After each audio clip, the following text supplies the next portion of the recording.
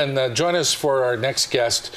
The name of her book is A Woman in Both Houses, and that she served in both houses, both the state Senate and the State House of Representatives in New Mexico, and served for a dozen years in the legislature. Pauline Eisenstadt is with us. Pauline, how are you? It's good to see you. Oh, it's great to see you, Larry. It's been a while. Yeah, we go way back, you and I. We do. I remember being on your radio show numerous times. Yes. You did a great job. Thank you. Good to have you on the TV show. It's wonderful, and you're doing a great job here, too. Thanks so much. He's a great host. And you too, Aaron. He makes my job easy.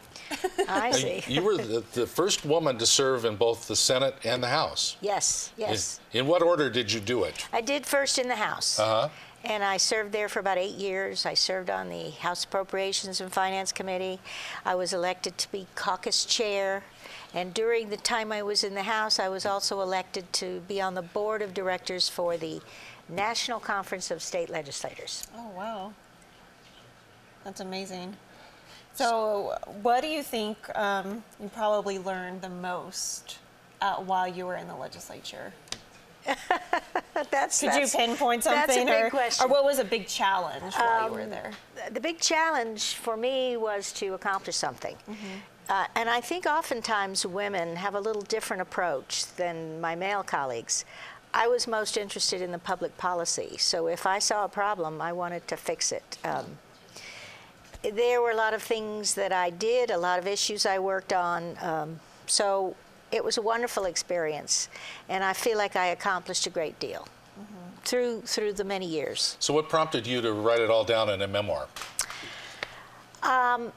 I had kept boxes and boxes of material, you know, from the legislature, all the issues I worked on and the legislation and the committees and all the rest of it. And my husband said, "What are you going to do with all these boxes? The kids aren't going to want to deal with it. You need to get rid of it." And so I was thinking to put them in archives, and I went to UNM, and they wanted them in the archives. But then another friend said, "Why don't you write a memoir?" So I thought I'd start doing that. And during that time, it was about 2.5 years ago, we were walking on the ditch bank in Corrales, where I live, and a friend came by, and she had a friend with her that I did not know, and she introduced me, and she said, "And this is my friend Pauline Eisenstadt."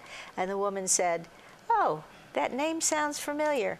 And then she thought a minute, and she said, "You used to be somebody." Yeah.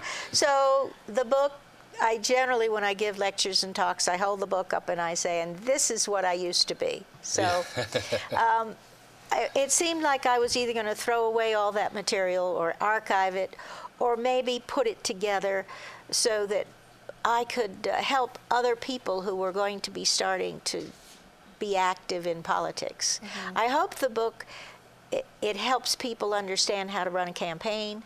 I think, of course, I wrote it so that my grandkids would know what I was doing all those years. That's something I was interested in too, Larry. And it can be really challenging to be in politics, especially for women. Oh, and yes. I've dealt with it myself. Do you have any advice for women in politics? Well, when I was first elected in 1984. So when I went to Santa Fe, the Patron system was in charge.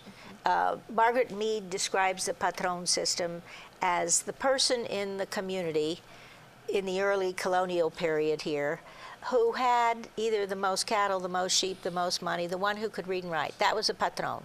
When New Mexico became a state in 1912, that person was the patron still. And when the patron tells you to do something, you do it. So everybody listens to the patron. Now, and they don't question. Mm-hmm. So as a woman and as somebody who has grown up to ask questions, you know. I mean, I've always been taught, if you don't understand something, ask the questions. If you think they're not moving in the right direction, ask the questions.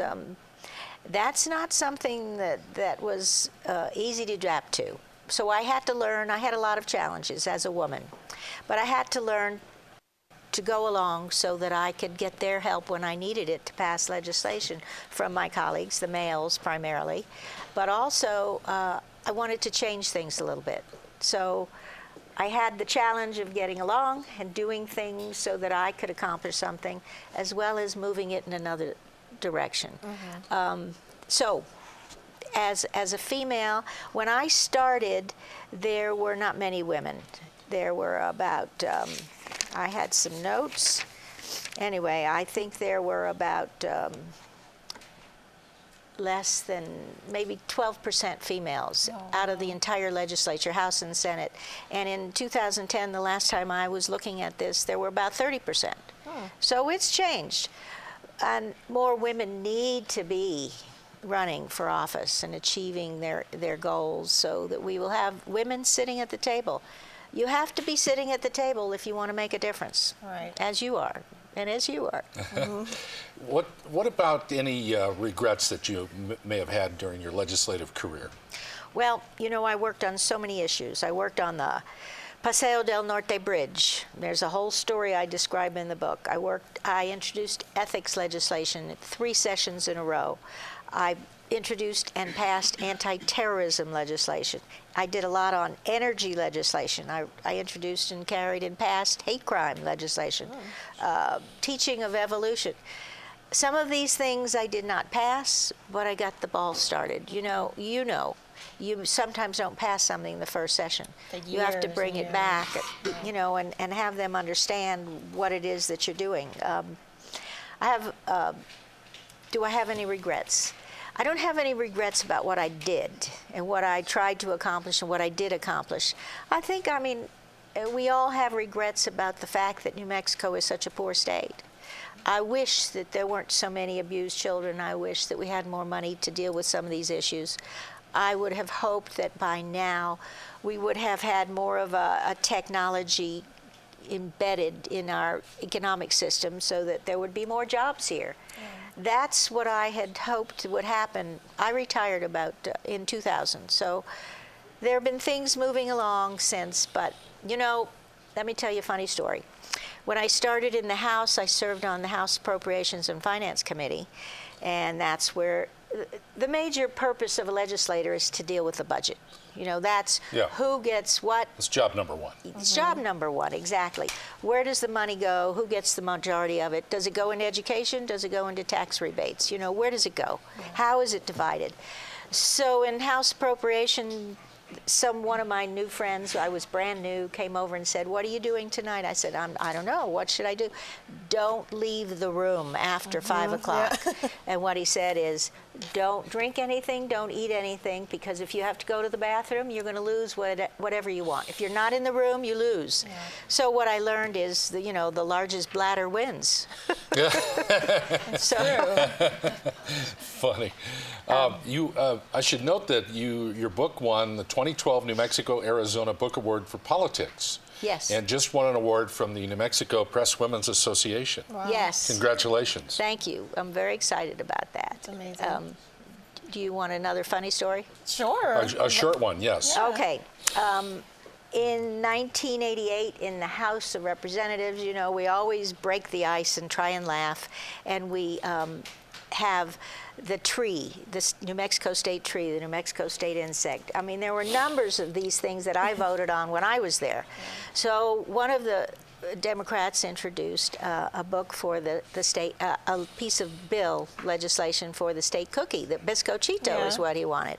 So one of my Republican friends amended that bill to say the lady from Sandoval County was the bizcochito. The lady from Sandoval County was a state cookie, which made me the bizcochito. So the sponsor of the bill was not happy, but and I went down to the floor of the House and everybody was laughing and coming over. Well, you know, the lady from Sandoval County is a state cookie. So for about 3 days, I was a state cookie. Until they changed it and, you know, they took out, they voted against the amendment. But about a dozen people voted for it.